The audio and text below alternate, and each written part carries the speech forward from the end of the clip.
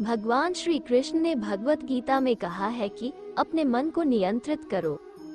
अर्थात यहाँ भगवान श्री कृष्ण कहते हैं कि मनुष्य के शरीर का एक अदृश्य अंग है मन, जो दिखाई नहीं देता, परंतु वही इस शरीर का सबसे शक्तिशाली हिस्सा है। यही मन मनुष्य को घमंड की मदिरा पिलाकर मदहोश करने वाला पाखंडी केवल ये मन ही है। उसके हाथों में मोहमाया का जाल है, जिसे वो मनुष्य की कामनाओं पर टालता रहता है और उसे अपने वश में करता रहता है। ये मन शरीर से भी मोह करता रहता है और अपनी खुशियों से भी और अपने दुखों से भी मोह करता रहता है। खुशियों में खुशियों भरी गीत गाता है और दुख में दुख भरे गीत गुनगुनाता है। अपने दुखों में दूसरों को शामिल करके उसे खुशी मिलती है। किसी भी मनुष्य को उसका मन जीवन के अंत तक अपने जाल से निकलने नहीं देता।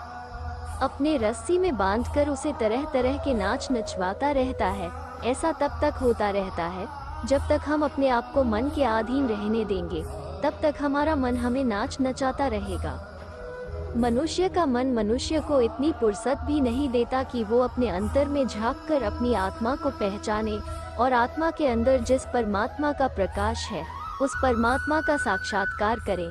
किसी भी जीवित प्राणी के लिए आवश्यक है कि प्राणी अपने मन को काबू में करके अपने अंतर में झांककर अपनी आत्मा को देखे। तब उस आत्मा के अंदर उसे परमात्मा का प्रकाश स्पष्ट दिखाई देगा और उसी को ही परमात्मा का साक्षात्कार कहते हैं।